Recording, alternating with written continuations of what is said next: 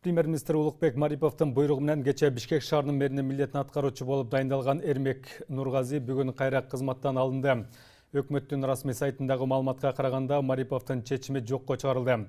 Эми жаңы шаар башчысы шайланганга чейин анын милдетин Бактыбек Кудайбергенов аткарып турмай болду.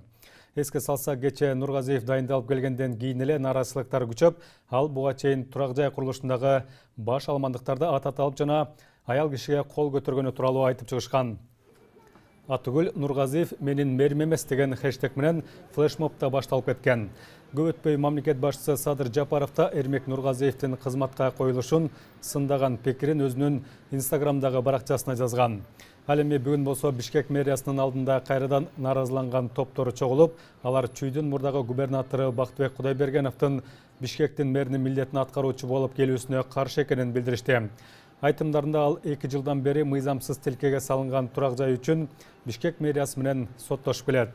Буга чейин шаар жетекчилигинин жер пайдалануу жана курулуш башкармалыгы сотко кайрылып, анда Бактыбек Кудайбергеновдун жубайына катталган үйдө түрттүрүүгө милдеттендирүү өтүнүчүн келтирген. Маалыматтарга караганда объект башка тилкенин аймагына чейин кирип салынып калган. Тактап айтканда, турак жайды тиешелүү тилкеге салууга эч кандай уруксат кагаздары болгон эмес. Бул боюнча 2019 жылы Бишкек башкы архитектура мекемеси да комиссия түзүп, текшерип, бирок андан майнап чыккан эмес.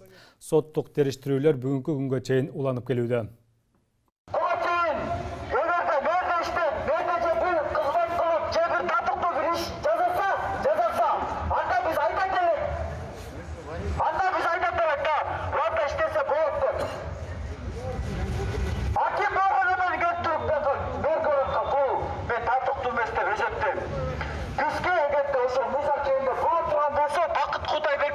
Ушул жерге чыгып, өзүн мына берминде безеттеп, программасы менен таныштырып, ушул жерге өзүнүн ой пикирин мына шаардыктар бөлүнүп чогулду, мына ушул жерге айтып туруп, эл алдында анан чыксын.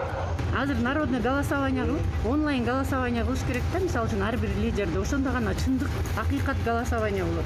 Иначе тиги коом, бул партия же болбосо тиги дагы бир уюмдар келип алып эле өзүнүн лидерлерин отургузабыз дей берсе, бул несправедливый болот да. Ар кимдин өзүнүн ишенген адамдары бар, мисалы үчүн лидерлер бар.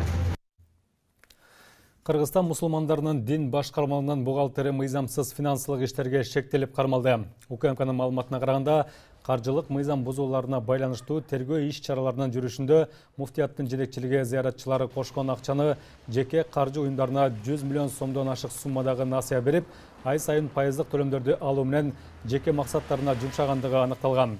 Бул каржылык операциялар ачыкка чыккандан кийин дин башкармалыгынын жетекчилиги табылган фактыларды жашырып, тергөө иштерин токтотуу үчүн УКМК кызматкерлерине 100 000 доллар парасын уштаган. Муфтияттын башкы эсепчиси УКМК кызматкерлерине пара берип жатып кармалган.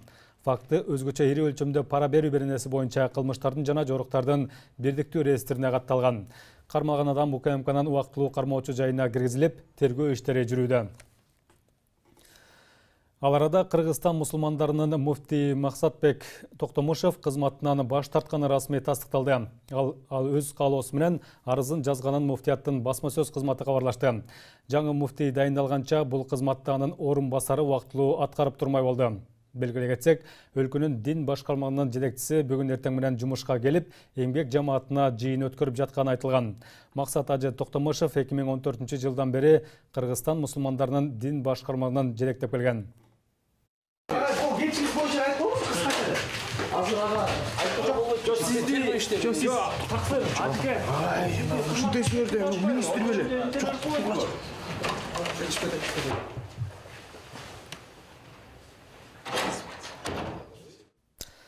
Өткөн түнү белгисиз бирөөлөр Бишкек шаардык сотунун имаратынын эшигинин кулпун бузуп кирип барып, сейфтерди талкалап ачып, бир нерсе издешкен. Маалыматта аталган соттук мекемеден тастыкташып, окуянын укук тартибин коргоо органдары иликтеп жатышканын билдиришти. Инвентаризация жүрүп, алдын ала маалыматтарга караганда, имараттан жарандык, жазык же административдик иштери боюнча документтери жоголгон эмес. Кылмышкерлер эмне издешкен жана көздөгөн максаты эмне болгон азырынча белгисиз. Шектүүлөр изделүүдө. Контрабандалык жол менен 53 миллион сомдук алтын зер буюмдарды алып келе жаткан 40 жаштагы жаран колго түшүрүлдү. Бул тууралуу УКМКдан билдиришти. Маалыматтарга караганда, шектүү Манас эл аралык аэропортуна аба каттам аркылуу чет өлкөдөн келип, бажы текшерүүсүнө кирбей өтүүгө аракет кылган. Жүктөрдү текшерүү учурунда жалпы салмагы 17 килограммдан ашык, баасы 53 миллион сомдо түзгөн алтын буюмдар табылган. Учурда сотко чейинки өндүрүштүн алкагында тийиштүү ыкчам тергөө иш чаралары жүргүзүлүп жатат.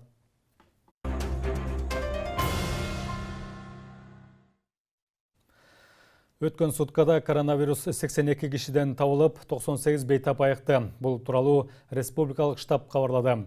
Жуктургандардын көпчүлүгү Бишкек шаары жана Чүй, Ысык көл областарында. Муну менен жаңы типтеги вируска кабылгандардын жалпы саны 85.253-кө жетти. Тилекке каршы өткөн суткада COVID-19 3 адамдын өмүрүн алган. Алардын бардыгы Бишкек шаарынын тургундары болгон. Ошондой эле өлкөдө бир күн аралыгында дагы 5 медицина кызматкери коронавирус жуктуруп алганы аныкталды. Ошол эле учурда стационардан 1, ал эми үй карантининен 1 медик чыгарылган. Саламаттыкты сактоо жана социалдык өнүктүрүү министрлиги 1 марттан тарта бардык мектептерди жана бала бакчаларды толук кандуу иштетүүнү пландап жатат. Бул тууралуу аталган мекеменин жетекчиси Алымкадыр Бейшеналиев билдирди. Бирок өлкөнүн башкы врачы бул чечим ошол убактагы эпидкырды алга жараша да өзгөрүп кетүүсү толук мүмкүн экенин эскертти. Айтымында, эгер коронавируска же Кавасаки синдромуна кабылгандар көп катталса, анда чечим өзгөрөт. Эске салсак, өлкөдө 15 баладан Кавасаки илдети аныкталып, дагы 20 баладан бул аутоиммундук оору шектелип жатканы белгилүү болгон. Өлкөдөгү мектептер былтыркы окуу жылынын 3-чейрегинен бери аралыктан окуу режиминде иштеп жатат. Быйылкы окуу жылынын башынан бери 1-класстын балдары мектепте окуп, жакын арада эле алардын катарына 5, 9 жана 11-класстын окуучулары кошулган. Пандемия учурунда өзгөчө кырдаалдар министрлиги тарабынан көчөлөрдү, имараттарды дезинфекциялоого жана бейтаптарды, медиктерди, милиция кызматкерлеринин тамак аш менен камсыздоо иштерине 238 миллион сомдон ашык акча коротулган. Бул тууралуу аталган мекеменин коллегиялык жыйынында 2020 жылдын жыйынтыгы боюнча отчет берилип жатканда белгилүү болду. Мындан сырткары өзгөчө кырдаалдардын алдын алуу, кесепеттерин жоюу жана куткаруу иш чараларына былтыр 69 миллион сом сарпталган. Буга кошумча адистер жыйында акыркы убактарда өрттүн саны өсүп жатканы, техника жаңыланбаса, бул көрсөткүчтөр кейиштүү абалга алып келерин баса белгилешти. Расмий маалыматтарга караганда, былтыр өлкөдө 3000ге жакын өрт кырсыгы катталып, андан 579 миллион сомдук чыгым келтирилген. Мына ушундай жаңылыктар менен программабызды жыйынтыктайбыз. Саламатта туруңуздар.